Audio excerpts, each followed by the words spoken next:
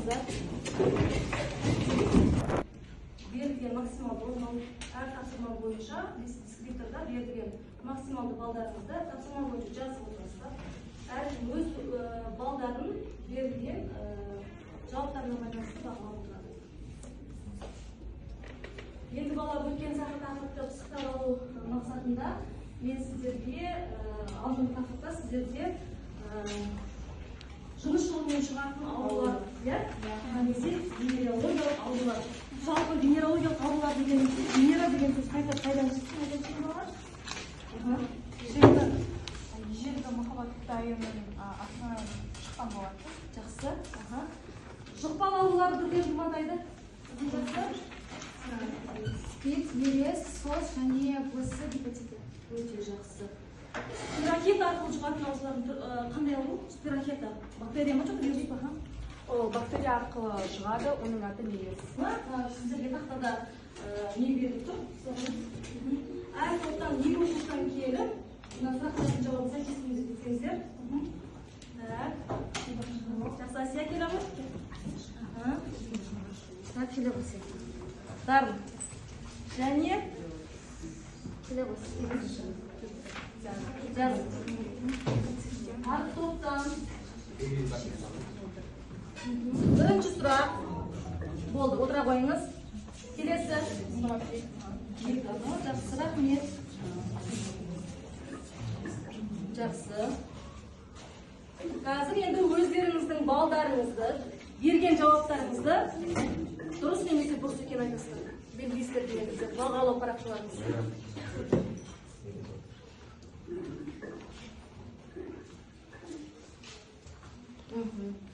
Жақсы. Олай болса қане тексеріп көрейікші балалар.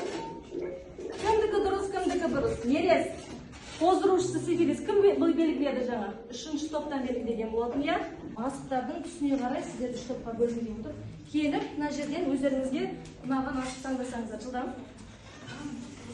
Келе қойыңыздар.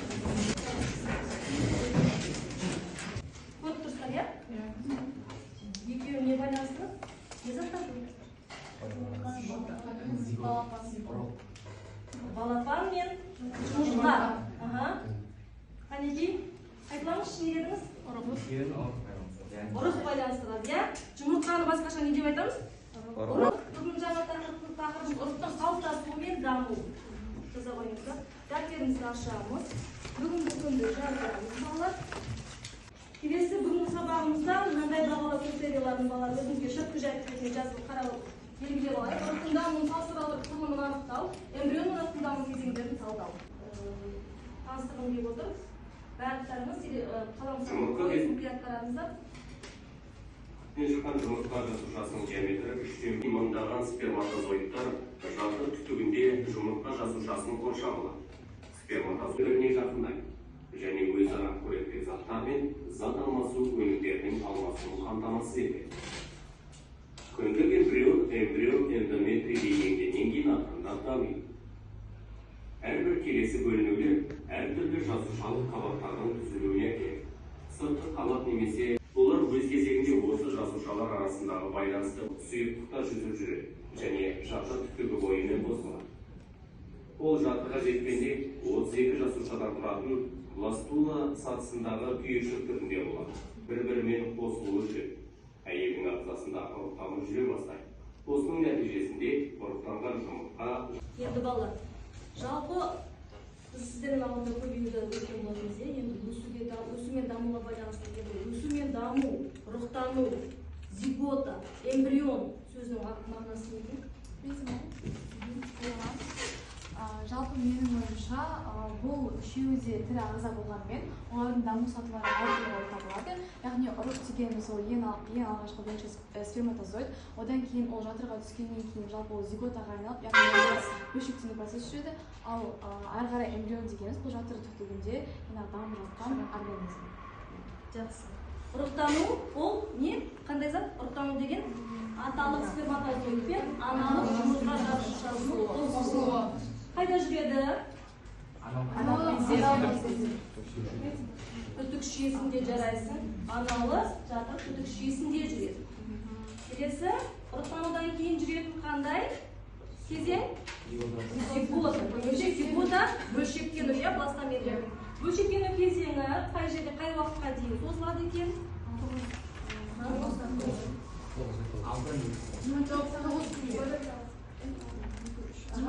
24 сағат. Ол қаяққа дейін келу керек? Аналы жатыр түтігіне кәдімгі ұзақ уақыт жолды келгенше ол көптеген бөлшектеніп алғаш 32 жасуша түзеді. Келесі енді ол зиготадан кейін барып қайға келеді? Имплантация дегеніміз не? Жоқ, имплантация дегеніміз не?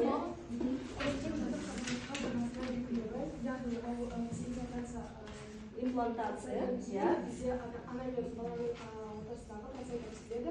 Бұл плацента арқылы бала Себебі имплантация деген сөздің мағынасы балалар. Бір ағзадан екі ағзаға бекіту.